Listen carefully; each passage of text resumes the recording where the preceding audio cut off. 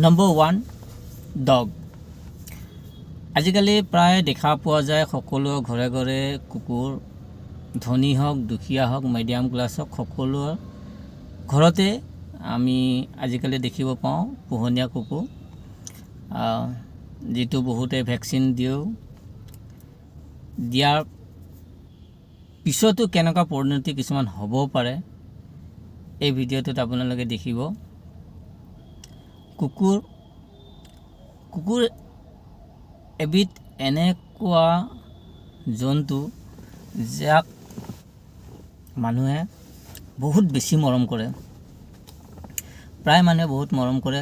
প্ৰায় ঘৰতে কুকুৰ দেখা পোৱা যায়। বিশেষকৈ ধনী মানুহৰ ঘৰত এটা দুটা বহুত অনেক কুকুৰ দেখা পোৱা যায়, দামী দামী বাহিৰৰ কুকুৰ। কিন্তু এই কুকুৰৰ জিভাত এটা যি বীজাণু থাকে সেই বিষয়ে হয়তো বহুতে নাজানে। এই ভিডিঅ'টোত আপোনালোকে দেখিছে এই মানুহজন, যিজন মানুহ আপোনালোকে ভাবিছে হয়তো এওঁ পাগল, জঁপিয়াই ফুৰিছে, কুকুৰৰ দৰে ঘূৰি ফুৰিছে। আচলতে এই মানুহজন পাগল নহয়, এওঁ পাগল হৈছে আৰু ইয়াৰ কাৰণটো মেইন হ'ল কুকুৰ।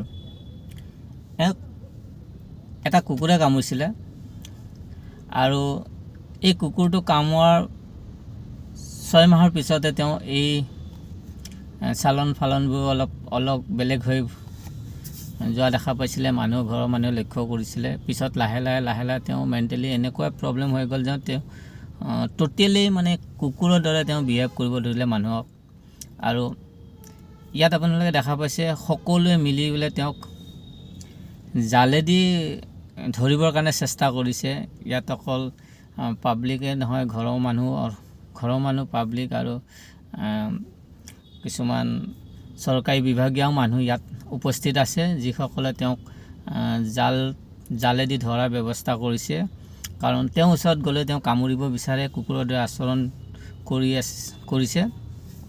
তেওঁ টোটেলি মানে মেণ্টেলি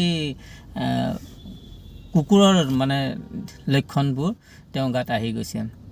এই এটা খাতৰনাক বস্তু। সেইকাৰণে আমি যদিও কুকুৰ পোহোঁ তাৰ পৰা সদায় বিৰত থকাটো ভাল আৰু বিৰাট সাৱধানে থকাটো, চাফ চিকুণ হওক, বেজি ভেকচিন হওক, এইবিলাক সকলো টাইম টেবুল মতে দি চাফ চিকুণ মতে ৰখাটো বহুতেই দৰকাৰ।